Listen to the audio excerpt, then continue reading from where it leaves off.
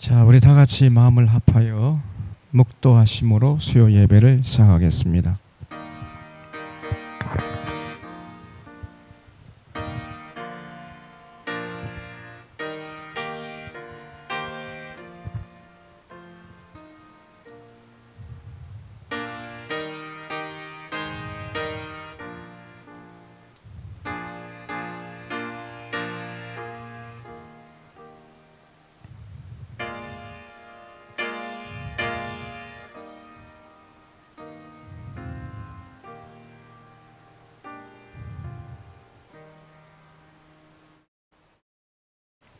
이르시되 너희는 나를 누구라 하느냐.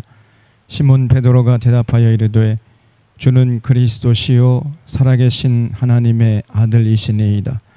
예수께서 대답하여 이르시되 바요나 시몬아 내가 복이 있도다. 이를 내게 알게 하신 이는 혈육이 아니요 하늘에 계신 내 아버지이시니라. 또 내가 내게 이르노니 너는 베드로라. 내가 이 반석 위에 내 교회를 세우리니 음부의 권세가 이기지 못하리라. 아멘. 거룩하시고 자비로우신 하나님 아버지, 주일 3일 동안도 주님의 뜻을 받들어 살게 하셨다가 3일 저녁 택한 백성들 주님의 이름으로 함께 모이게 하시오니 감사드리옵나이다. 시간에도 주님의 그 놀라우신 은혜와 사랑에 감격하며 주 앞에 머리 숙여 경배하게 하시고 또한 말씀 앞에 겸손히 서서 말씀을 통해 주님과 교제하며 은혜와 진리 가운데 거할 수 있는 복된 시간 되게 하여 주시옵소서. 그래서 어지러운 세상 한복판에 나아가서 능히 승리하며 하나님의 영광을 드러내며 권세 있는 삶을 살아가는 우리 모두가 되게 하여 주시옵소서. 감사없고 예수님의 이름으로 기원하옵나이다. 아멘. 찬송가 322장 함께 보시겠습니다.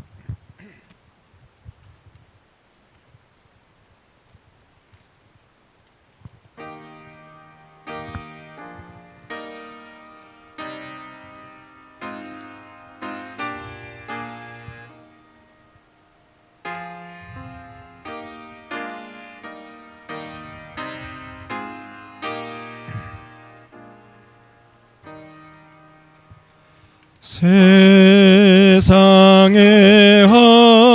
헛된 신을 버리고 하나님 이름 높여 기리세. 온 천하 백성 모두 나와서 다 같이 하나님만 섬기세. 세상에 헛된 우상 버리고 인간의 모든 복위 영화와 거짓과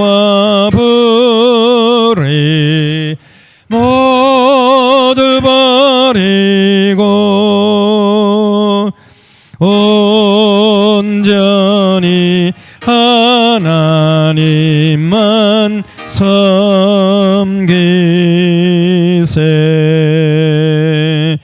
주님의 백성 서로 헤아려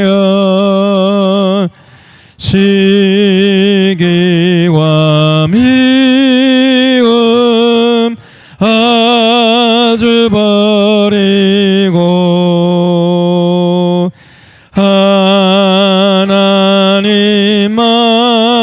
하나님만을 홀로 섬기는 전국을 어서 이루어주소. 주님의 백성 서로 헤아려 주님의 백성 서로 헤아려 시기와 미움 아주 버리고 하나님만을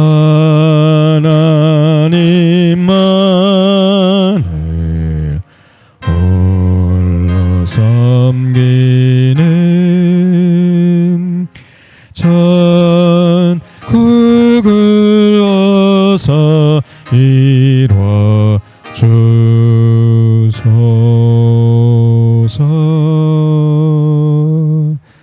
아멘.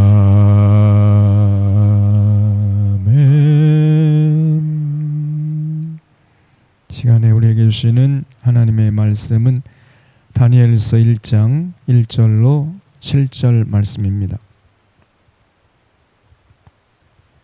다니엘서 1장 1절로 7절 말씀을 한 절씩 교독하시겠습니다. 유다 왕 여호야김이 다스린 지 3년이 되는 해에 바벨론 왕 느부갓네살이 예루살렘에 이르러 성을 에워쌌더니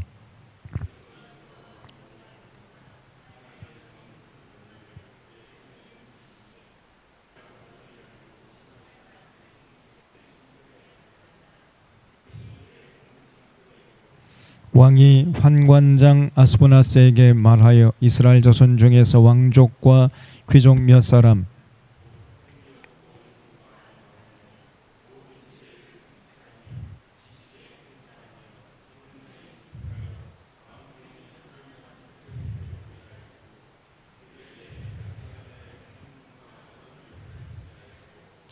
또 왕이 지정하여 그들에게 왕의 음식과 그가 마시는 포도주에서 날마다 쓸 것을 주어 3년을 기르게 하였으니 그 후에 그들은 왕 앞에 서게 될 것이더라.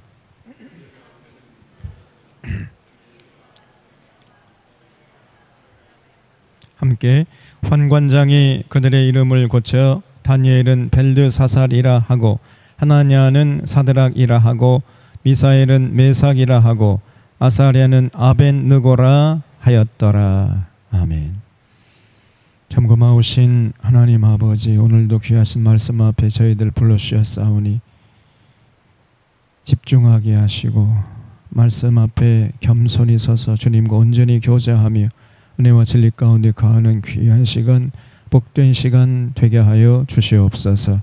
감사하옵고 예수님의 이름으로 기도하옵나이다. 아멘. 우리가 지난주까지 예레미야 애가서를 마쳤습니다. 예레미야 애가서까지 해서 구약 성경의 한 단락이 끝난 거죠. 이스라엘 백성들이 출애굽을 해서 이제 40년 동안 미디안 광야에서 혹독한 훈련을 받았죠. 하나님의 백성다운 삶을 살기 위해서 40년 동안의 그 미디안 광야의 시간이 필요했던 거지요. 그래서 그렇게 혹독하게 훈련을 받은 다음에 가나안 땅에 정착을 했는데 그만 이스라엘 백성들이 하나님과 맺은 언약을 잊어버리고 그 가나안 문화에 휩쓸려 가지고 우상을 섬기고 하나님과 맺은 언약을 팽개쳐 버렸지요. 그러다 보니까 개인은 불행해지고 사회는 불안해지고 국력은 약해졌던 겁니다. 그 틈을 타서 이제 이방 군대가 쳐들어와 가지고 결국은 이방 군대에 의해서 이스라엘 백성이 나라가 망해버렸잖아요. 왕정 시대가 시작되고 이제 사울이 초대 왕이 되었다가 폐위되고 그 다음에 다윗이 2대 왕이 된 다음에 그때가 이스라엘 나라의 참 어떻게 보면은 가장 절정기에 알았다고 볼 수가 있습니다. 다윗이 죽은 후에 솔로몬이 왕위에 올랐습니다마는 조금 뭐 하나님 섬기는 척하다가 결국 금방 또 이 솔로몬도요 모든 지혜를 다 잊어버리고 여자들의 치마폭에 휩싸여 가지고 우상을 섬기고 뭐 그런 짓 했잖아요. 그러다가 이제 죽은 다음에 나라가 두 쪽으로 갈라져 버렸어요. 남유다와 북이스라엘로 갈라져서 서로의 각각의 역사를 기록해 오다가 결국은 북이스라엘은 아수르 제국에 의해서 나라가 망해버렸잖아요. BC 721년, 지금부터 2721년 전에 북이스라엘은 아수르 군대의 침공을 받아가지고 사마리아 성이 무너지는 말 완전히 역사의 무대에서 사라지고 말았습니다. 그리고 한 남유다는 135년 정도 역사가 지속되다가 바벨론 군대의 3번의 침공을 받아가지고 나라가 서서히 망해버렸잖아요. 우리가 그런 역사를 우리가 열왕기 하를 통해서 그리고 예레미야서를 통해서 우리가 충분히 살펴봤습니다. 그 역사의 현장을 다 그저 두 눈으로 지켜본 사람이 예레미야였죠. 그 비극적인 역사의 현장을 다 지켜보면서 예레미야가 지난주에도 말씀드렸습니다마는 너희들이 하나님과 맺은 언약을 팽개치고 우상을 섬기고 이런 못된 짓을 하니까 결국은 뭐 권력자들은 권력을 남용하고 굴림하고 백성들을 괴롭게 하고 재판장은 전부 뇌물 받아먹고 재판을 굽게 해버리고 제사장은 하나님 두려운 줄 모르고 그저 이 권력자 앞에 아부나 떨고 권력자가 던져주는 그 부스러기에 혈안이 되어 있고 상인들은 전부 거짓 저울과 거짓 추를 사용해가지고 부당 이득 취득하고 그리고 주일에 와서는 또 제사 드리는 거예요. 또 하나님이 기가 막힌 겁니다. 그러니까 이러한 신앙의 모습은 이런 신앙의 패러다임은 그 당시나 오늘 이 시대나 똑같단 말이죠. 우리가 그걸 꼭 보셔야 돼요, 여러분. 그래서 예배 물론 중요하죠. 예배 드리는 게 중요하지만은 그보다 더 중요한 것은 삶의 현장에서 하나님의 뜻을 받들어서 하나님 사랑하고 이웃 사랑하는 삶을 살다가 와서 예배 드리는 이게 더 중요한 것입니다. 이걸 우리 사랑하는 사론의 교우들은 꼭 잊지 마시기를 주님의 이름으로 부탁을 드립니다, 여러분. 그래서 예배가 삶이 빠진 예배, 이거는 무효일 뿐 아니라 하나님은 분노케 하는 거예요. 그러니까 충분히 우리가 예레미야서를 통해서 살펴봤어요. 그래서 참 그런 어떤 엉터리 같은 신앙생활을 한 대가로 남유다가 결국 바벨론 침공을 받아가지고 완전히 망합니다. 그때가 BC 586년이죠. 지금부터 2586년 전에 남유다는 바벨론에 의해서 망해버리고 그 남유다는 뭐 일단의 사람들이 이제 바벨론 포로로 잡혀가서 거기서 죽도록 노예 생활하다가 70년 만에 다시 이제 예레미야의 예언대로 예루살렘으로 귀환하는 이런 역사를 기록했던 것입니다. 그래서 예레미야 애가서를 통해서 이제 이스라엘 백성들이 가나안 땅에 정착했다가 결국 나라가 망하는 그 역사의 한 단락을 우리가 예레미야 애가서까지 해서 살펴본 거예요. 그 다음에 우리가 살펴봐야 할 책은 다니엘서지요. 그래서 오늘부터 다니엘서를 통해서 은혜와 진리를 나누려고 하는 겁니다. 다니엘서는 많은 지금 한국 교회가 많은 목사님들이 이 다니엘서를 가지고 자꾸 종말론을 주장하려고 그래요.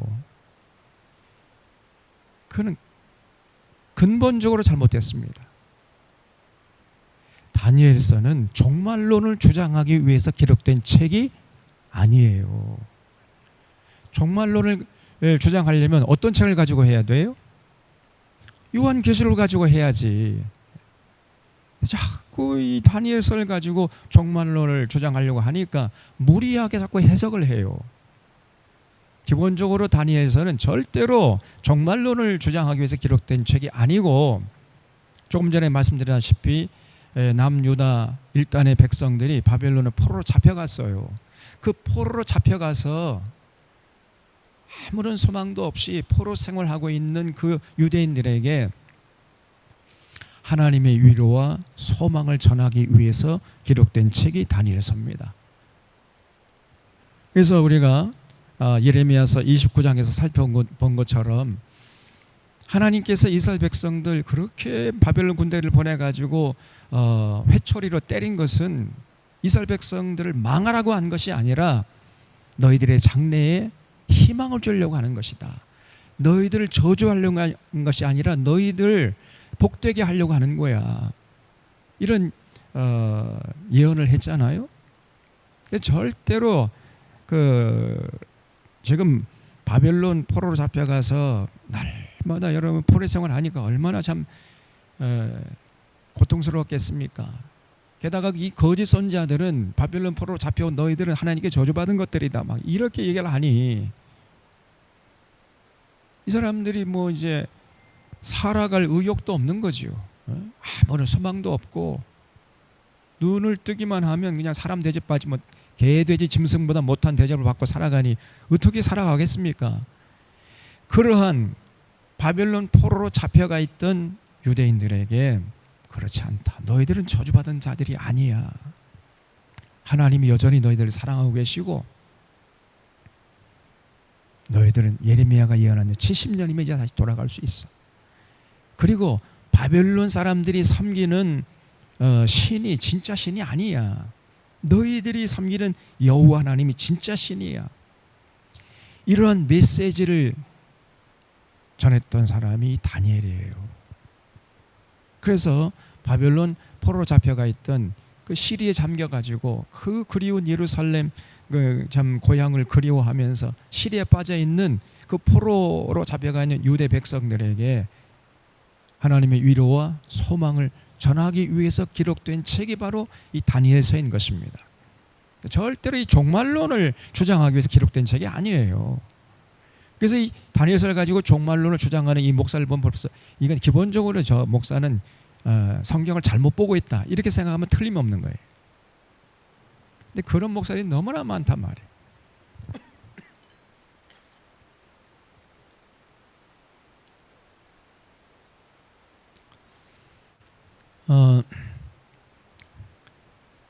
그래서 오늘부터 이제 다니엘서를 가지고 다니엘서에서 전하고자 하는 메시지가 과연 무엇인가 우리가 살펴보려고 하는데 오늘은 다니엘서 1장, 2장을 통해서 은혜와 진리를 나누겠습니다.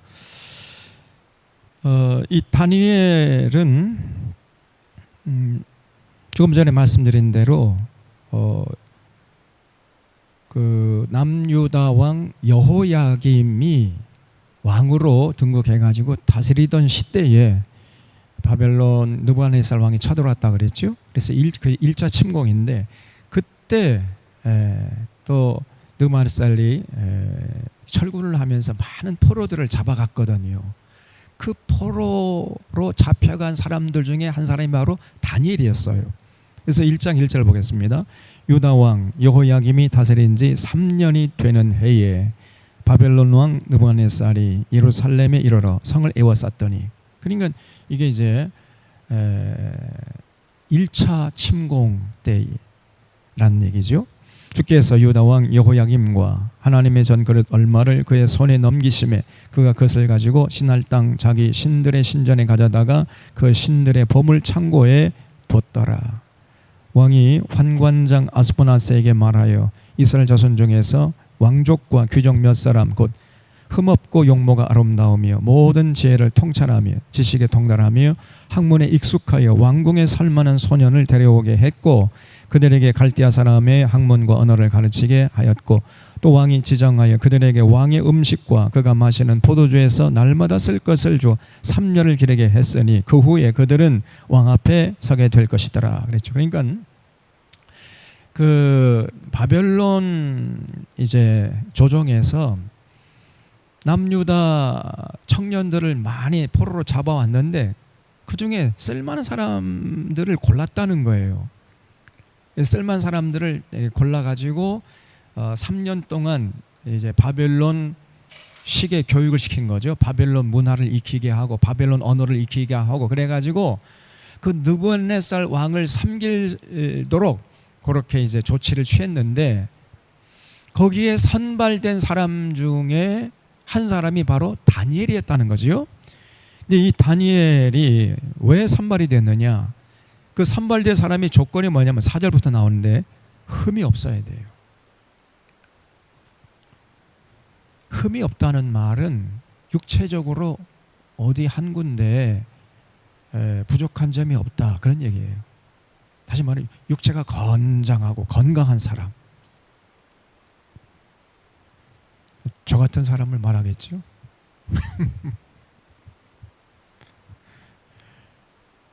아주 육체가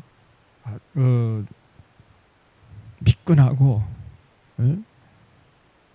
그 생기가 넘치고 그런 사람, 그리고 용모가 아름다우며 모든 지혜를 통찰할 수 있는, 그러니까 상당히 지혜로운 사람, 그리고 또 모든 지식에 통달한 사람이에요.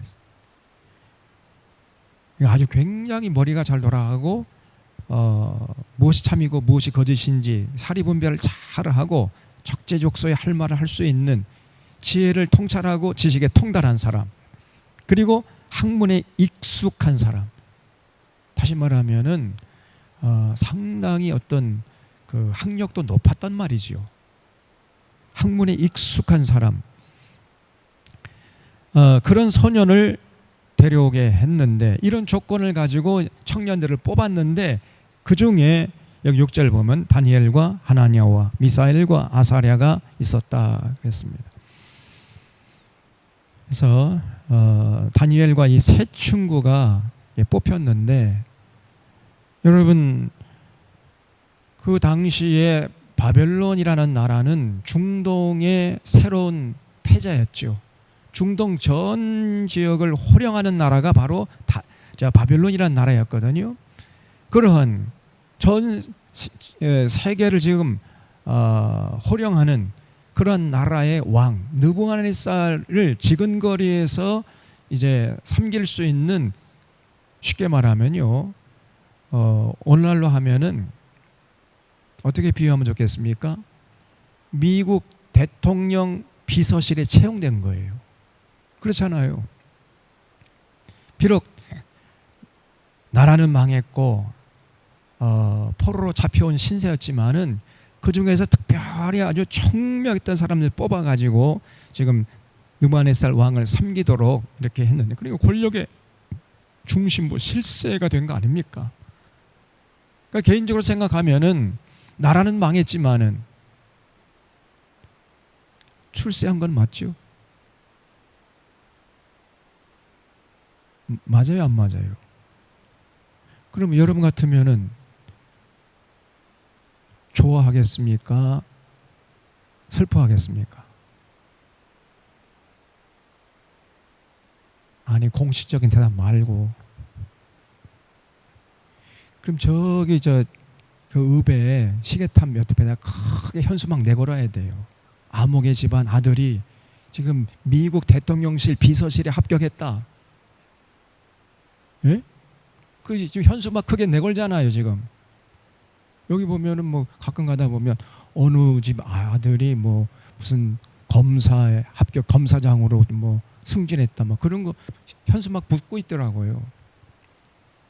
제일 처음에 제가 광야하고 이게 문화 충격이었어요. 아니 저게 왜 현수막 내걸 만한 내용인가? 그거 이상하더라고 제가. 예? 아무개가 무슨 경찰서장으로 뭐 승진했다, 뭐 그런 게 현수막에 내걸잖아요. 예? 누가 어느 집안에 뭐 박사학위 아들이 취득을 했다, 뭐 이런 게 내걸. 아니 저걸 왜 내걸지? 만약에 그런 차원이라면은 지금 이 다니엘은 경상한 거 아닙니까? 느부갓네살 왕 그 비서실에 지금 채용돼 가지고 왕이 먹는 음식과 왕이 마시는 포도주를 마실 수 있게 된 거예요. 그래서 여기 5절 보면은 왕이 지정하여 그들에게 왕의 음식과 그가 마시는 포도주에서 날마다 쓸 것을 주어 3년을 기르게 했다 그랬잖아요. 여러분, 왕이 먹는 음식과 왕의 마시는 포도주를 먹고 마신다는 거 대단한 특권 아닙니까? 모든 사람이 다 부러워하는 거 아니에요? 출세한 거죠. 제가 여기 광양에 왔을 때 어느 여기 지역에 좀 큰 교회예요. 큰 교회 목사님들이 뭐 서울에 청와대 가가지고 청와대 조찬기도에 가서 뭐 대통령 모시고 아침에 조찬기도하며 대통령하고 아침 식사하고 왔다. 그걸 자랑하고 다니더라고.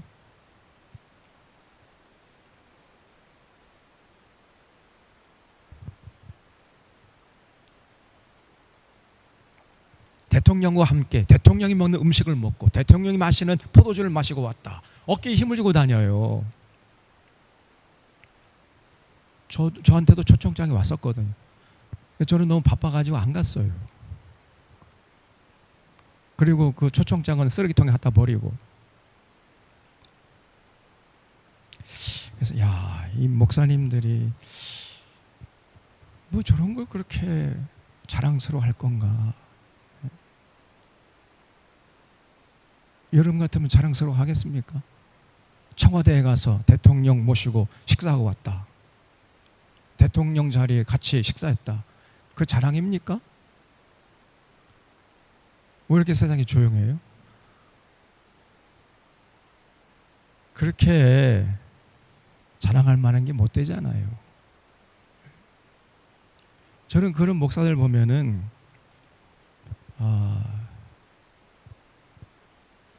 바알 제사장 같은 이런 생각이 들어요.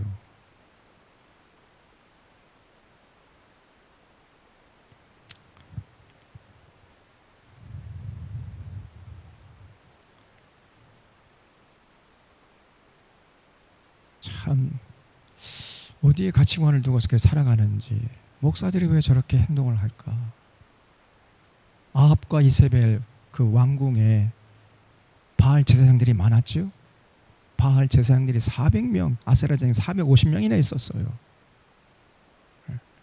그러니까 아합이 던져주는, 아합이 먹다 남은 그 음식, 아합이 먹다 남은 포도주, 그거 먹고 살아가는 사람들이 이 바알의 제사장들 아니었습니까? 그거 먹고 좋다는 거죠. 오늘날 청와대에 올라가가지고 뭐 조찬기도 하고 뭐 대통령과 함께 조찬하고 왔다. 이 자랑하는, 저는 바알 선지자들 같이 느껴진다니까. 제가 너무 세상을 삐뚤어 보는 걸까요?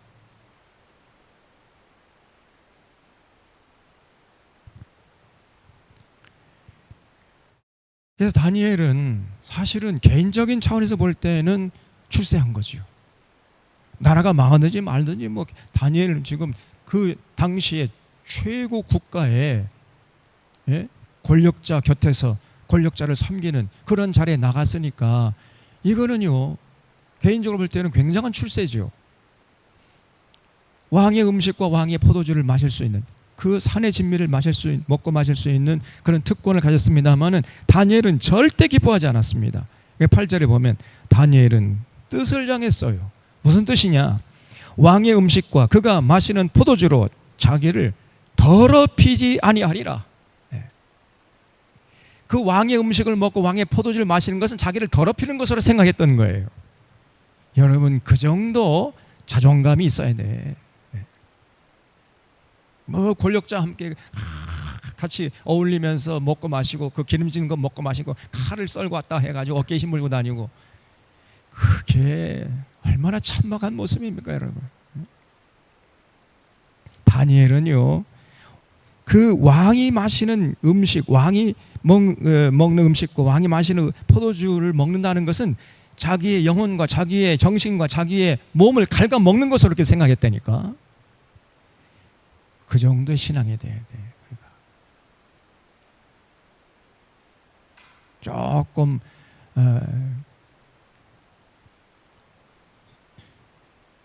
세상 높은 사람하고 어울리면 자기 어깨에 힘을 주고 자기도 높아지는 것처럼 착각을 하는 모양이에요. 다니엘은요, 절대 나는 왕의 음식과 왕의 포도주를 입에도 대지 않겠다 뜻을 정했습니다. 근데 그게 쉽지 않은 거예요. 왜냐하면은 그 환관장이라는 사람이 있었는데 그 사람이 이제 만약에 이 다니엘의 건강이 무너지면은 그 책임 자기에게 돌아올까 봐 걱정이 돼가지고 전전긍긍하면서 제발 좀 먹어주십사고 싹싹 비는 거지요. 그래서 환관장에게 다니엘 자신의 뜻을 전했더니 안 된다는 겁니다. 왕의 음식과 왕의 포도주를 마셔야 된다는 거예요. 그러면 좋습니다. 그러면은 열흘 동안에 나는 채식만 할 테니까 열흘 후에 왕의 음식과 왕의 포도주를 마신 사람하고 누구의 건강이 더 좋은지 한번 비교해 봅시다. 그래서 만약 그때에 채식만 한 내가 왕의 음식과 왕의 기름진 포도주를 마신 그 사람의 건강보다 좋지 못하면 그때는 제가 왕의 음식과 포도주를 마시겠습니다. 이렇게 제안하는 거예요. 그래서 12절에 청하오니 당신의 종들을 열흘 동안 시험하여 채식을 주어 먹게 하고 물을 주어 마시게 한 후에 당신 앞에서 우리의 얼굴과 왕의 음식을 먹는 소년들의 얼굴을 비교하여 봐서 당신이 보는 대로 종들에게 행하소서. 이렇게 제안을 하니까 환관장도 이제 어쩔 수 없이 그 제안을 따른 거죠. 그래서 그들의 말을 따라 열흘 동안 시험하였더니 열흘 후에 그들의 얼굴이 더욱 아름답고 살이 더욱 윤택하여 왕의 음식을 먹는 다른 소년들보다 더 좋아 보였다는 거예요. 채식만 했는데 왕의 그 기름진 음식, 왕이 먹는 음식이니까 얼마나 여러분 좋은 음식이었겠어요. 얼마나 기름졌겠습니까? 온갖 세상에 귀한 것들 다 갖다가 왕이 먹지 않았겠어요? 그런데 그렇게 기름진 산의 진미 음식을 먹은 사람들보다 채식만 한 다니엘의 얼굴이 더 아름답고 윤택했다는 거예요. 그래서 여러분 채식입니다. 채식이 중요한 거예요. 오늘날도 마찬가지입니다. 그래서 항상 여러분 채식에 무게중심을 둬야 돼. 완전히 고기 먹지 말라 그러면 절대 여러분 안 따를 테니까 그래 고기 드시고 싶으면 드시는데 조금만 조심해서 드시고 무게중심은 채식에 가 있어야 된다니까요. 그래 여러분들의 육체적인 건강, 정신적인 건강, 영적인 건강을 유지할 수 있는 거예요. 그렇게 뜻을 정하십시오 여러분. 지금 다니엘이 왕의 음식과 왕의 포도주를 마시지 않겠다고 결심한 것은 단순히 그 음식 구별해서 먹겠다 이런 물론 그런 차원도 있습니다만은 육신의 건강을 위해서나 음식 구별 이런 차원을 훨씬 뛰어넘는 것이었어요. 다시 말하면은 나는 절대로 느부갓네살의 권력에 아부하지 않고 굴복하지 않고 그 자리에 안주하지 않겠다는 결단의 소산이었다는 것입니다. 그 대단하지 않아요? 나는 오직 그냥 높은 자리에 나와 출세하고 부귀 영화 누리면서 그냥 하나님 잊어버리고 잘 먹고 잘 살았는데 거기에 관심가 있는 게 아니라 어떻게 하면 내가 하나님의 뜻을 따를 것인가 여기에 관심이 있다는 것을 만천에 공포하기 위해서 지금 다니엘이요 왕의 음식과 왕의 포도주를 먹고 마시지 않았다는 겁니다. 그 정도 자부심이 있어야 돼. 그래서 음식 가리는 게요 이게 어떤 그냥 물질적인 차원이 아닙니다. 굉장한 정신적인 활동이고 고도의 영적인 활동이라는 것을 잊지 마셔야 돼. 음식 가리는 게 뭐 그렇게 소중하냐? 그것까지 이게 뭐라고 그렇게 자꾸 목사님 강조하냐? 그게 아닙니다. 음식을 채식 중심으로 하겠다는 것은 절대 이 세상 부귀영화에 휘둘리지 않고 세상의 흐름에 내 몸을 맡기지 않고 나는 딱 부러지게 하나님만 섬기고 하나님의 뜻을 따르는 삶을 살겠노라고 모든 사람에게 만방에 선포하는 것이에요. 그런 의미가 담겨 있는 것입니다. 그래서 여러분도 그런 뜻을 정하는 우리 사랑하는 사론의 교우들이 될 수 있기를 바랍니다. 제가 생각할 때 음식 가리지 않는 사람은요, 그 어떤 다른 어떤 하나님의 명령을 실천할 것을 기대할 수가 없어요. 왜냐하면 음식이, 우리 입으로 들어가는 그 음식이 가장 기본적인 것이요, 그렇기 때문에 가장 중요하기 때문입니다. 음식을 가리지 않는 사람에게 그 외에 다른 어떤 하나님의 요구를 할 수가 없어요. 음식도 못 가리는 사람에게 뭘 요구한다는 겁니까? 그래서 여러분 그냥 여상하게 생각하지 마시고, 음식 가리는 거, 이거는 굉장히 고도의 정신적인 행위요, 영적인 행위라는 것을 잊지 마셔야 돼요.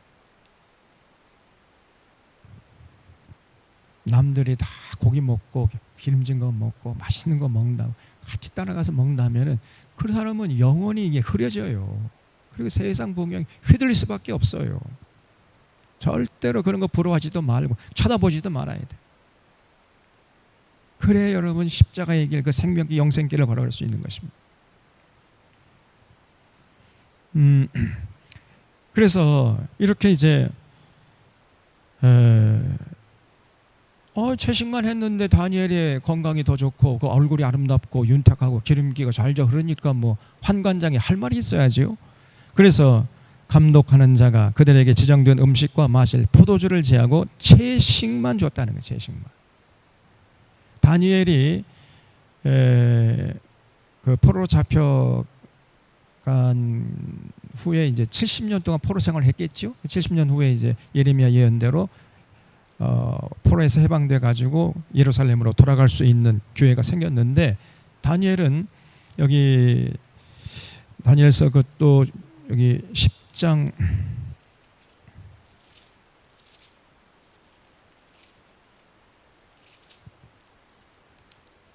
에 보면은 바사왕 고레스 제3년에 한 일이 벨드사살이라 이름한 다니엘에게 나타났다, 이렇게 나오지요. 그러면은 이게 몇 년 지난 거예요? 바벨론으로 포로 잡혀온 지 몇 년 지난 겁니까? 73년이 지난 거예요. 그러니까 공식적으로 다니엘이 73년 이상을 예언자 활동을 했다는 것을 알 수 있어요. 채식만 했기 때문입니다. 그러니까 건강한 거예요. 건강. 영적으로, 정신적으로, 육체적으로 건강했기 때문에 이 73년 동안이나 공식적인 예언 활동을 했다는 기록이 성경에 나와 있잖아요. 만약에 20세에 포로로 잡혀갔다고 한다면 그때 다니엘의 나이가 몇 살입니까? 93살이에요. 93살. 93살인데도 여러분 은퇴하지도 않고 건강하게 예언 활동을 하고 있었단 말이죠. 그래서 여러분 음식 가리는 게 가장 기초요, 가장 중요한 것입니다. 이렇게 뜻을 정한 다니엘을 보고 우리 하나님이 기뻐하시는 거죠. 야, 정말 이 다니엘 대단하다. 그래서 다니엘의 하나님이 되시기를 기뻐하셨어요. 우리 하나님이. 그래서 다니엘에게 솔로몬의 지혜, 제가 볼 때는 솔로몬의 지혜를 뛰어넘는 지혜를 다니엘이 가진 사람이 다니엘이에요.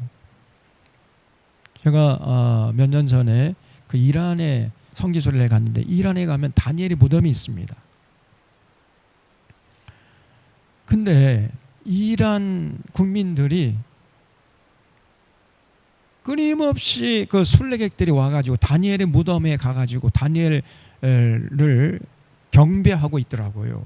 다니엘의 무덤에 들어가서 이렇게 통로가 있는데 그 무덤에 다니엘의 이제 무덤이다 하는 안내판이 돼 있는데, 거기다가 손을 대고 자기 입에 이게 대면은 다니엘의 능력, 다니엘의 지혜가 자기에게 이제 전가된다, 이런 믿음이 있었나 봐요. 그러니까 수많은 순례객이 줄을 서가지고 그 무덤에 들어가길 기다리고 있더라니까. 이러니 다니엘이 지금부터 하면은 약 2400년 전, 2400년, 2500년 전 사람이에요. 그런데도 여전히 그 이란 국민들의 마음속에 살아있는 사람이 다니엘입니다. 그러니 다니엘이 살아생전에 얼마나 카리스마적인 그런 권위가 있었겠느냐 말이에요. 2500년 지난 사람인데도 아직도 이란 국민들이 기억하고 다니엘의 무덤에 와서 순례 행진을 하고 있다니까 이거는 대단한 것입니다. 비록 다니엘서가 1장부터 12장까지 내용밖에 없지만은 그러나 다니엘의 살아생전에 다니엘은요 하나님과 깊은 교제를 가지면서 하나님 주시는 영적인 지혜가 충만했던 사람이에요. 다니엘 말을 하면은 하나님의 말씀으로 답한 정도로 그렇게 다니엘의 권위가 대단했던 사람입니다. 예사로 보면 안 돼요. 우리가 100년 전의 사람 기억합니까? 100년 전의 사람은 고사하고 뭐 한 30년 전 사람도 기억 못 하잖아요. 지금 30년 사람 뭐 김대중 대통령이라든가 그 전에 대통령도 누가 있습니까? 김영삼 대통령 기억 못할 거래요. 김대중 대통령도 잘 기억 못하더라고요. 요즘에 청년들은 다 잊어버립니다. 한 10년 세월 지나면 역사 우리 그 기억 속에서 다 지워져 버려요. 근데 2500년 전 사람을 지금도 기억하고 있다? 이거는요 정말 이 살아생전의 다니엘의 권위가 얼마나 대단했던가를 우리에게 말해주는 거예요. 그 정도로 다니엘은 지혜와 총명이 뛰어났습니다. 그 비결이 뭐냐? 뜻을 정한 거예요. 뜻을 정한 거. 나는 하나님만을 섬기겠고 그 어떤 권력에도 굴복하지 않고 어떤 권력자가 던져주는 그 부스러기에 내 마음을 뺏기지 않겠다. 나는 오직 여호와 하나님만 사랑하고 그 하나님의 뜻을 받들어 사는 거기에 최선을 다하겠다. 그렇게 뜻을 정했기 때문에 하나님이 그를 기뻐하신 거. 그래서 그 다니엘의 평생 93세까지 공식적인 예언 활동을 한 사람이에요. 나중에 또 이제 살펴보겠습니다만은 바벨론을 무너뜨리고 페르시아가 이제 그 중동 지방이 새로운 패자가 됐잖아요. 그 페르시아를 건설한 초대 왕이 누구지요? 고레스인데 고레스에게 복음을 전해 가지고 그 하나님을 믿게 한 사람이 바로 누구예요? 다니엘이에요. 그 이사야서에 나옵니다. 그래서 고레스가 이제 그 페르시아 제국을 건설했을 때 제일 먼저 한 일이 뭐냐면은 포로로 잡혀왔던 유대인들 전부 해방시켜 가지고 예루살렘으로 돌아갈 수 있도록 고레스 칙령을 반포했던 것입니다. 그 역사의 이면에 누가 있었냐면 다니엘이 있었던 거예요. 이렇게 다니엘이 대단한 권위를 가지고 73년 이상 여러분 예언 활동을 할 수 있었던 것은 다니엘이 뜻을 정했기 때문이에요. 그 뜻이 평생 변치 않았던 것입니다. 어떠한 뭐 부귀영화 세상 뭐 삐까뻔쩍하고 출세하게 해주겠다고 해도 절대 거기에 휘둘리지 않았어요.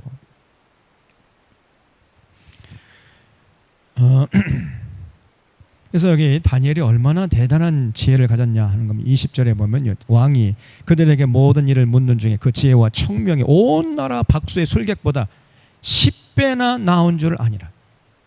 그 바벨론의 술사 박사들보다도 그 지혜와 총명이 10배나 더 높았다는 거예요. 10배나. 머리가 잘 돌아간 거지요. 여러분 채식하면요 피가 맑아진다 그랬잖아요. 그 혈액순환이 잘 돼요.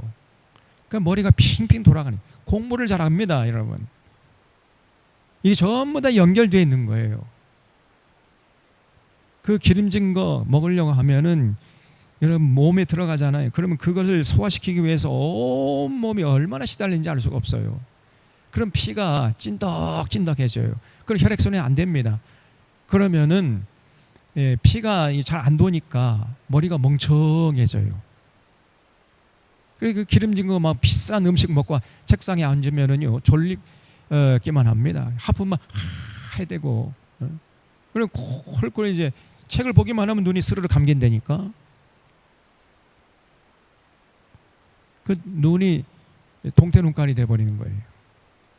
그러면 옆에서 지켜보던 어머니가 이제 막 속이 상하는 겁니다. 이 비싼 음식 해 먹였더니 그냥 저게 그냥 앉아가지고 졸기나 하고 앉아있고.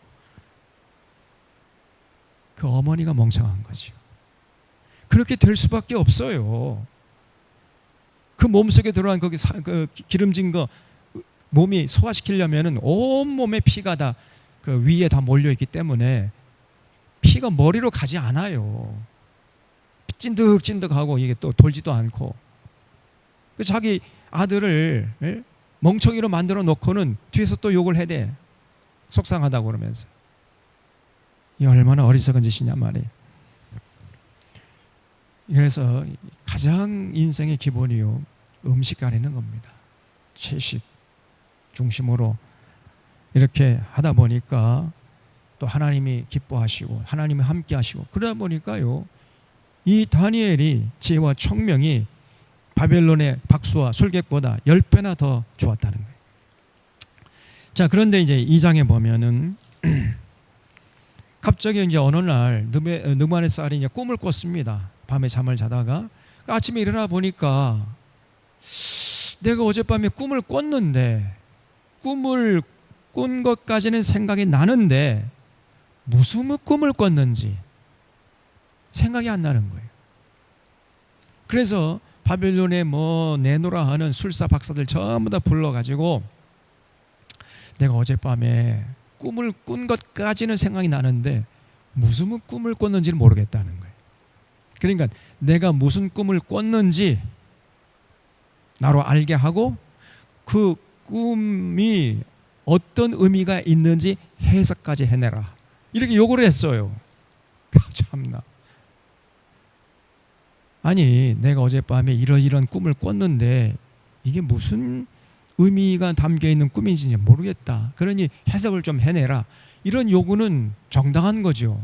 그런 요구는 할 수 있겠습니다만은 내가 무슨 꿈을 꿨는지 모르겠는데 무슨 꿈을 꿨는지 나로 알게 하고 그 꿈의 의미를 해석해내라, 이거는 요구해서는 안 되는 거잖아요. 아무리 왕이라 할지라도 그런 요구를 하는 법은 없는 거 아닙니까? 어떻게 그런 요구를 할 수 있단 말이에요? 그러니까 이제 술사 박사들이 뒤로 다 자빠져요. 배하리 없게 황송하오나, 지금까지 그 누구 어떤 왕이라 할지라도 내가 이런 꿈을 꿨는데 그 뜻이 무엇인지 알 수가 없으니까 해석을 해놔라, 이렇게 요구하는 왕은 있었습니다마는 무슨 꿈을 꿨는지 모르겠으니까 나로 하여금 알게 하고 의미까지 해석해내라, 이것을 요구한 왕은 지금까지 아무도 없었습니다. 제발 그런 명령을 거두어 주시옵소서, 이렇게 요구를 했어요. 여기 2장에 보면 2장 5절에 왕이 갈대아인들에게 대답하여 이르되 내가 명령을 내렸나니 너희가 만일 꿈과 그 해석을 내게 알게 하지 아니하면 너희 몸을 쪼갤 것이며, 하지만 죽여버리겠다는 거예요. 너희의 집을 거름더미로 만들 것이요, 너희가 만일 꿈과 그 해석을 보이면 너희가 선물과 상과 큰 영광을 내게서 얻으리라. 그런즉 꿈과 그 해석을 내게 보이라. 얼마나 이 느부갓네살이 교만합니까? 이게 아무리 자기가 권력자라 할지라도 어떻게 이런 요구를, 이거는 막가자는 거 아닙니까? 그야말로. 그러니까 이 술사 박사들이 기절초풍하는 거예요. 그래서 7절에 그들이 다시 대답하여 이르되 원컨대 왕은 꿈을 종들에게 이루소서, 그리하시면 우리가 해석하여 드리겠나이다. 아니 폐하, 무슨 내용, 무슨 꿈을 꿨는지 말씀을 해 주셔야 우리가 해석을 할 거 아닙니까? 다시 이렇게 말씀을 드리니까 왕이 대답하여 이르되 내가 분명히 아노라, 너희가 나의 명령을 내렸음을 보았으므로 시간을 지연하려 함이로다. 너희가 만일 이 꿈을 내게 알게 하지 아니하면 너희를 처치할 법이 오직 하나이니 이는 너희가 거짓말과 망령된 말을 내 앞에서 꾸며 말하여 때가 변하기를 기다리려 함이라. 이제 그 꿈을 내게 알게 하라. 그리하면 너희가 그 해석도 보일 줄을 내가 알리라 하더라 그랬죠.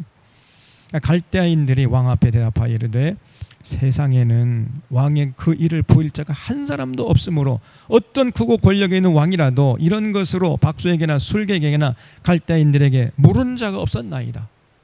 너무 무리한 요구입니다. 지금까지 그런 요구를 한 왕은 한 사람도 없었습니다. 이렇게 또 대답한 거예요. 왕께서 물으신 것은 어려운 일이라 육체와 함께 살지 아니하는 신들 외에 왕 앞에 그것을 보일 자가 없나이다. 아니 신이 아닌 다음에야 어떻게 그거를 알아낼 수 있겠습니까? 제발 그런 요구하지 마십시오. 이제 이렇게 다시 반문을 한 거예요. 그러니까 왕이 이로 말미암아 진노하고 통분하여 바벨론의 모든 지혜자들을 다 죽이라 명령해. 아이고 이런 권력 참 그냥 막갑하죠. 막갑하.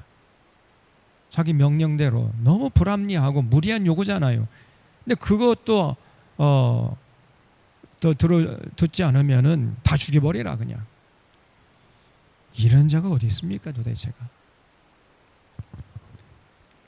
그 시대가 그렇게 아주 폭력적인 폭압적인 시대였다는 것을 여기서 말해주는데, 어쨌든 결국은 그 해가 이제 다니엘에게까지 이제 미치게 된 거예요. 다니엘도 큰일 났거든요. 그래서 그때 14절 왕의 근위대장 아리옥이 바벨론 지혜자들 죽이러 나가매. 군사들이 이제 다 지혜자들을 술사 박살 다 죽이려고 나가는데 다니엘이 명찰하고 슬기로운 말로 왕의 근위대장 아리옥에게 뭐라 이르되 왕의 명령 어찌 그리 급하냐 하니 아리옥이 그 일을 다니엘에게 알림해 다니엘이 무서러 가서 왕께 구하기를 시간을 주시면 왕에게 그 해석을 알려드리리이다. 제가 조금만 짬을 주시면은 제가 그 꿈의 내용과 해석까지 깨끗하게 알려드리겠습니다. 그 시간을 얻어가지고요. 그날 밤에 이제 친구들과 다 연락해가지고 하나님께 기도하자. 기도를 했더니 하나님이 그날 밤에 임하셔가지고 다 알려줬었어요. 꿈의 내용과 해석까지 깨끗하게 알려줬는데 그 꿈의 내용이 뭐냐면은 느부갓네살이 어떤 한 큰 신상을 본 거예요. 근데 큰 신상의 머리는 금으로 만들어졌어요. 머리가 금으로 됐어요. 그다음에 어깨는 은으로 돼 있고, 그리고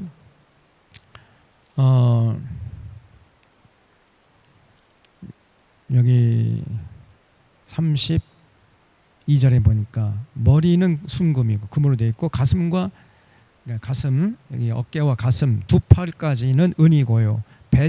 배와 넓적 다리는 쇠로 돼 있고 노시면 쇠가 아니죠? 뭡니까? 노시 뭐예요? 구리, 동이죠. 동. 그 종아리는 종아리는 쇠로 만들어졌고 그 발은 얼마는 쇠고 얼마는 진흙으로 만들어진 이런 신상을 봤습니다.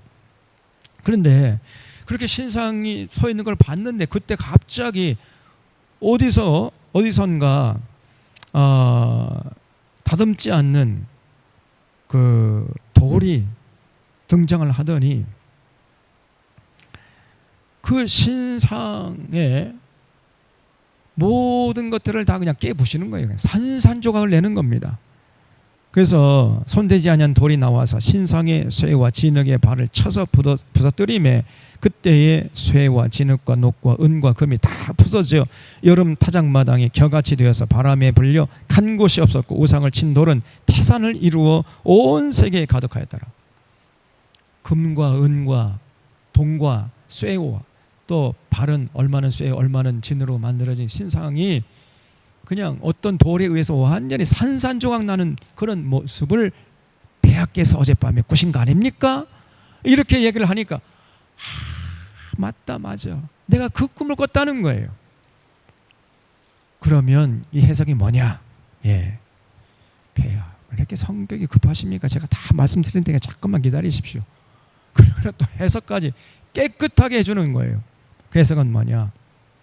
금으로 만들어진 부분은 바로 바벨론 시대를 말한다는 거예요. 바벨론. 그리고 은으로 만드는 부분은 그 바벨론을 무너뜨리고 그 다음에 그 중동 지방의 패자로 등극한 나라가 페르시아였죠. 페르시아 시대를 말하는 것이고, 그다음에 동으로 만든 거는 페르시아를 무너뜨린 나라가 어느 나라예요? 헬라 제국이죠. 헬라 제국을 말하는 것이고, 또 종아리 쇠로 만들어진 것은 헬라 제국을 무너뜨린 로마 제국을 말하는 것이고, 그리고 발에 얼마는 쇠고 얼마는 진흙으로 된 것은 이제 로마 제국이 분열되고 나눌 것이라는 거예요. 다시 말하면 앞으로 미래의 역사를 하나님께서 당신에게 보여주신 것입니다. 죄송하게 방송합니다마는 이제 폐하의 시대는 금이에요. 금 시대고, 그 금 시대가 지나면은 폐하 나라가 이제 그 페르시아 제국에 의해서 무너질 것이고, 그 후에 또 헬라 제국이 일어나고 로마 제국이 일어날 것이고, 로마 제국이 얼마 동안 일어나다가 이제 나라가 여러 나라로 분열될 것이다. 이렇게 역사가 진행될 것임을 폐하에게 보여주신 것입니다. 이렇게 깨끗하게 역사를 그냥 그 꿈의 내용을 해석해 놨어요. 그리고 그 갑자기 다듬지 않은 돌이 나타나서 그 신상을 다 부순 것은 그건 뭐냐? 여기 44절 보세요. 이 여러 왕들의 시대에 하늘의 하나님이 한 나라를 세우시리니 이것은 영원히 망하지도 아니할 것이요. 여기 여러 나라들의 여러 왕들의 시대에 그랬죠. 이 시대는 어떤 시대를 말하는 거겠어요? 그 발이 어떤 부분은 쇠고 어떤 부분은 진흙으로 됐다 그랬죠. 그 로마 제국 여러 나라로 나뉜다 그랬죠. 바로 그 시대, 로마 시대에 이제 하나님께서 한 나라를 세우시게 될 것이라는 거예요. 그런데 그 나라는 영원히 망하지도 않고 그 국권이 다른 백성에게도 돌아가지 않는 그런 영원한 나라를 하나님이 세우실 것입니다. 여러분, 예수님께서 어떤 나라의 때에 이 세상에 탄생하신 것이죠? 로마 제국 시대죠. 다시 말하면 기독교가 이 땅에 이 역사 속에 등장한 것은 어느 제국 시대였습니까? 바벨론 시대요, 페르시아 시대요, 헬라 시대요, 로마 시대요. 로마 제국 시대잖아요. 그 얘기를 지금 하신 겁니다. 그래서 그 로마 제국 시대에 하늘의 하나님이 한 나라라, 다시 말하면 예수 그리스도를 왕으로 모시는, 예수 그리스도를 그리스도 메시아로 모시는 그런 나라가 세워질 것이다. 근데 그 나라는 영원히 무너지지 않는다는 거예요, 여러분. 그래서 여러분, 절대 교회는 무너지지 않습니다. 참교회는 정말 예수 그리스도를 모든 그 공동체 구성원들이 믿고 고백하고 주는 그리스도시요 살아계신 하나님의 아들입니다. 제가 오늘 예배드리기 전에 먼저 인용했잖아요. 그렇게 우리 모두가 다 고백하고, 그리고 그 고백한 대로 삶의 현장에서 예수님을 왕으로 모시고 그 예수님의 통치를 받아가는 그런 삶을 살아가면 그런 교회는 절대로 무너지지 않아요. 아무리 악한 마귀 사탄이 그 교회를 무너뜨리려고 해도 절대로 그 교회는 무너지지 않습니다. 그 나라는 영원한 거예요. 믿으시기 바랍니다. 벌써 다니엘을 통해서 2500년 전에 이 말씀을 해놓으신 거예요. 그 후에 이제 500년 후에 예수 그리스도께서 이 땅에 오신 것이죠.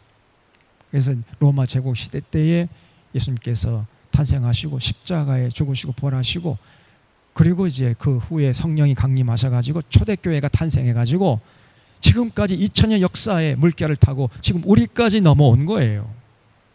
그 나라는 영원 무궁합니다. 그리고 영원 무궁토록 우리 후손들이 또 이 교회를 이어나가겠죠. 절대 교회는, 참된 교회는, 거짓된 교회, 타락한 교회는 다 무너지지요. 그러나 주는 그리스도시요 살아계신 하나님의 아들입니다 라고 고백하고 실제 삶의 현장에서 주님을 왕으로 모시는 그런 교회는요 절대 무너지지 않아요. 영원합니다.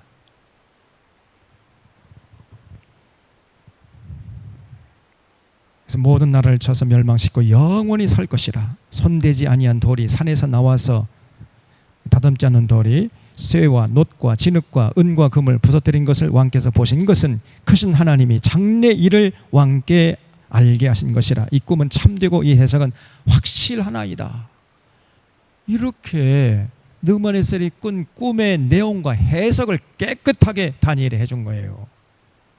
그래서 그 해석을 들은 이 느부갓네살이 탐복을 한 겁니다. 야, 우리나라 그 내노라 하는 술사 박사들이 아무도 알지 못했던 것을 네가 어떻게 알았냐? 너가 섬기는 하나님이 상천하지 최고의 하나님이다. 이렇게 느부갓네살이 고백을 해요. 48절에 왕이 엎드려 다니엘에게 절을 하고 명하여, 아니 포로로 잡혀온 그 포로에게 느부갓네살이 엎드려 가지고 무릎 꿇고 절을 했다는 거예요. 이게 여러분 이스범이나 한 얘기입니까? 아니 어떻게 포로로 잡혀온 그 사람에게 세상을 호령하는 왕이 엎드려서 절을 하냔 말이에요. 그 정도로 감동을 받은 거예요, 이게 느부갓네살이. 그래서 그에게 향품을 주게 하니라. 왕이 대답하여 다니엘에게 이르되 너희 하나님이 참으로 모든 신들의 신이시요 모든 왕의 주제시로다. 내가 능히 이 은밀한 것을 나타내었으니 네 하나님은 또 은밀한 것을 나타내시는 이시로다. 여러분, 이 고백을 우리 사랑하는 사론의 교우들이 함께 고백할 수 있기를 바랍니다. 우리 하나님은 참으로 모든 신들의 신이시고 모든 왕의 주제세요. 모든 세상의 왕들보다 더 높으신 분이고 그 왕들을 통치하시는 분이시다, 그 말이에요. 이런 고백을 우리 사랑하는 사론의 교우들도 함께 공유하고 고백할 수 있기를 바랍니다. 그리고 그 고백의 진정성이 담겨 있기를 바랍니다, 여러분. 여호와 하나님이 이 우주 만물을 창조하시고 상천하게 유일하신 하나님이시고, 그러므로 그 하나님만을 섬기고 그 하나님의 통치를 받아가면서 그 어떠한 세상 부귀영화에 내가 휘둘리지 않고 그 주님께 충성하며 주님의 뜻을 받들겠습니다.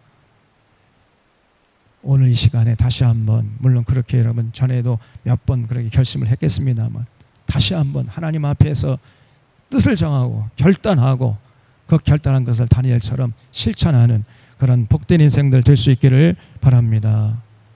그런 인생이 진짜 복된 인생이에요. 그런 인생은 세상이 감당지 못하고요. 세상이 어떻게 뭐 비바람이 몰아치고 뭐 눈보라가 몰아친다 할지라도 절대 두렵지 않아요.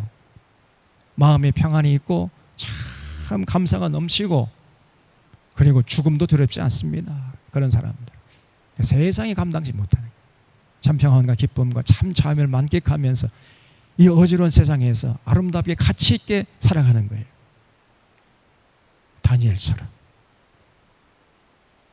그래서 그런 다니엘 같은 참 아름답고 가치 있는 삶을 살아가는 사론의 교우들 다 되시기를 바랍니다. 기도하겠습니다. 우리 함께 기도하실 때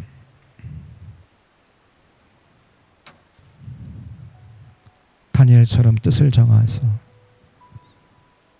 나는 절대로 마음을 나뉘어서 하나님도 섬기고 세상도 추구하고 이런 삶을 살지 않고 오직 상천하지에 유일하신 여호와 하나님만은 사랑하고 신뢰하고 충성하며 살겠습니다. 다시 한번 뜻을 정하고 하나님께 고백하고 또 그런 삶을 살아갈 수 있도록 은총을 내려달라고 우리 자신을 위해서, 그리고 우리 들고 부른 사론교회가 그런 건강한 교회가 되어서 주님 다시 오실 때까지 무너지지 않고 주님의 뜻을 이루어 드릴 수 있는 교회가 될 수 있도록 위해서 기도해 주시기 바랍니다. 함께 자유롭게 기도하시겠습니다.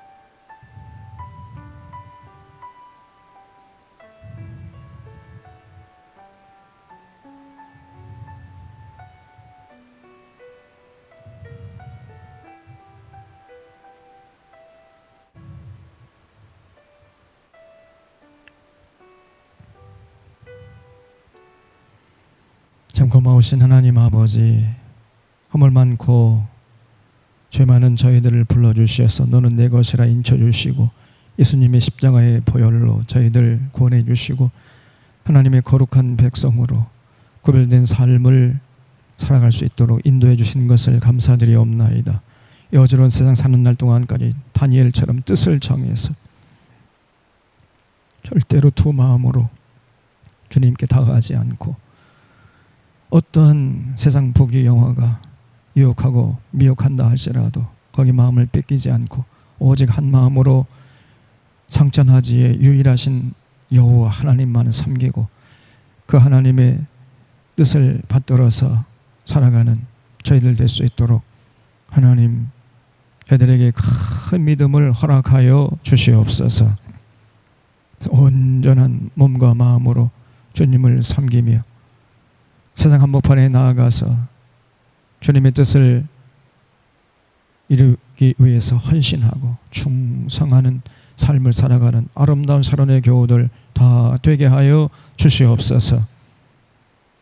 우리 들고 부른 사론교회가 그러한 교인들이 모인 건강한 교회가 되게 하시고 교회당 안에서만 신자가 아니라 삶의 현장에서 빛과 소금 역할을 감당해서 하나님께 영광을 돌리는 이러한 참된 믿음의 소유자들로 가득 찬 공동체가 되게 하여 주시옵소서.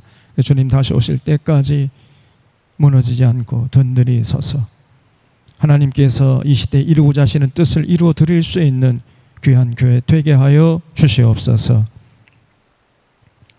사랑하는 사론의 교우들이 가는 곳마다 주님 동행하여 주시어서 선한 영향력을 행사할 수 있도록 주님 도와주시옵기를 바라옵고 감사하오며 예수님의 이름으로 기도하옵나이다.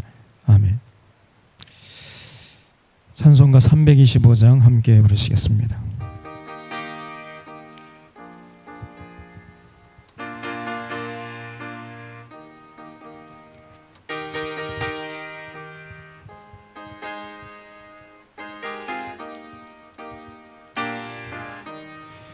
예수가 함께 계시니 시험이 오나 겁없네.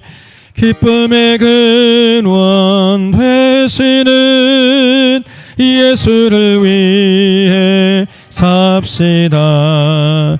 날마다 주를 섬기며 언제나 주를 기리고 그 사랑 안에 살면서 딴 길로 가지 맙시다. 이 세상 사는 동안에 주 이름 전파하면서 무한한 복락 주시는 예수를 위해 삽시다. 날마다 주를 섬기며 언제나 주를 기리고 그 사랑 안에 살면서 딴 길로 가지 맙시다. 이 세상 친구 없어도 예수는 나의 친구니 불의한 일을 버리고 예수를 위해 삽시다. 날마다 주를 섬기며 언제나 주를 기리고 그 사랑 안에 살면서 딴 길로 가지 맙시다. 주께서 심판하실 때 잘했다 칭찬하리니 이러한 상급 받도록 예수를 위해 삽시다. 날마다 주를 섬기며 언제나 주를 기리고 그 사랑 안에 살면서 딴 길로 가지 맙시다. 아멘. 교회 소식란을 펴주시기 바랍니다. 4분기 재직회가 다음 주 오전 예배 후에 있겠습니다. 성경 문제 여러분 계속 좀 많이 참여해 주시고요. 들고 성경학교 이번 주 금요일 날 계속됩니다. 독서 모임 이번 주 토요일 날 오후 2시에 모이겠습니다. 여명과 혁명 그리고 운명 이런 책을 가지고, 그리고 10월 27일 날 북콘서트를 하겠습니다. 아니요, 10월 20일 날 정진호 교수님 모셔서, 제가 요즘에 이 여명과 혁명 운명을 계속 읽고 있는데 뭐 진짜 재밌어요. 야, 우리 역사가 이렇게 전개되었고 우리 선열들이 이 참 독립을 위해서 이렇게 피눈물 나게 희생했구나. 또 일제가 이렇게 잔인하고 악독했구나. 이게 생생하게 느껴집니다, 여러분. 그런데 이 친일파 이놈들이 이 일본 제국주의 때문에 우리나라가 근대화됐다 하면서 식민지 근대화론을 지금 들모이고 있잖아요. 대학 교수 이런 애는 많습니다. 국회의원 가운데 이런 사람도 많고 대통령도 그런 생각 갖고 있으니, 예? 여명과 혁명과 운명을 안 읽어서 그래. 저것들이 읽으면 이런 얘기 할 수가 없어요. 그래서 역사를 제대로 잘 기록을 해놔야 됩니다. 근데 그 정진호 교수 얘기인데 우리나라 지금 학교에서 배우는 역사죠. 반쪽짜리 역사예요. 그리고 거기에 굉장한 그 역사 왜곡이 있습니다. 사실은 제대로 가르치질 않아요. 그래서 반드시 이 책을 한번 보십시오.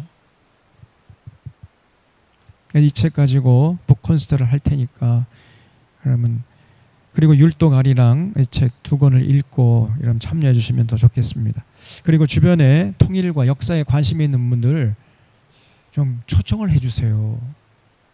이 정말 귀한 시간이거든요. 귀한 자리거든요. 여러분만 참여하지 말고 여러분의 사랑하는 만약에 친구, 친척들이 있으면 같이 좀, 또 여러분의 자손들 이 북콘서트에 참여하게 해야 됩니다. 굉장한 기회예요. 이 기회를 잡은 자하고 놓친 자하고 하늘과 땅만큼 차이가 납니다. 그냥 하나의 교회의 무슨 프로그램의 일환으로 하는 거 이렇게 생각하지 마시고 적극적으로 참여를 하셔야 돼. 제가 아무리 이렇게 얘기해도요, 어떤 사람들은 별 관심이 없어. 그냥 참 안타깝습니다. 그 외의 광고들 주보를 잘 참여. 그리고 율독아리랑 그 책, 이 책도 지금 보니까 그 인문학 그 부분에서 그 판매 순위 1위를 기록하고 있어요 지금. 굉장히 지금 그 일반 사람들에게도 관심의 대상이 되고 팔리고 있는 것 같습니다. 율독아리랑. 지금 우리 교회에서는 여러분 가부장 많이 구입해서 읽으시라고 해가지고 서점에 사는 것보다 싸게 교회가 그 일부분을 보존을 해가지고 여러분에게 제공을 하려고 하고 있습니다. 그러니까 교회 행정실에서 꼭 한 권씩 구입해서 한번 읽어보시고 통일의 꿈을 우리가 회복해야 돼요. 그래서 율독아리랑 책을 꼭 여러분 한번 정독을 해주시기 바랍니다. 다른 광고들 주보를 참조하시 다시 한번 기도할 때 축도함으로 수요 예배를 마치겠습니다. 이제는 우리 구주 예수 그리스도의 놀라우신 은혜와 하나님 아버지의 극진하신 사랑하심과 성령님의 감화 감동 역사하심이 뜻을 정한 다니엘처럼 이 땅에 산 날 동안까지 오직 여호와 하나님만을 섬기겠노라. 하나님 사랑하고 신뢰하고 절대적으로 하나님께 충성하겠노라. 다짐하시면서 삶의 현장으로 나아가는 사랑하는 선원의 교우들과 그 가정과 산업이 이 나라 이 민족과 한국 교회 위에 이제로부터 영원까지 함께 하시옵기를 축원하옵나이다. 아멘.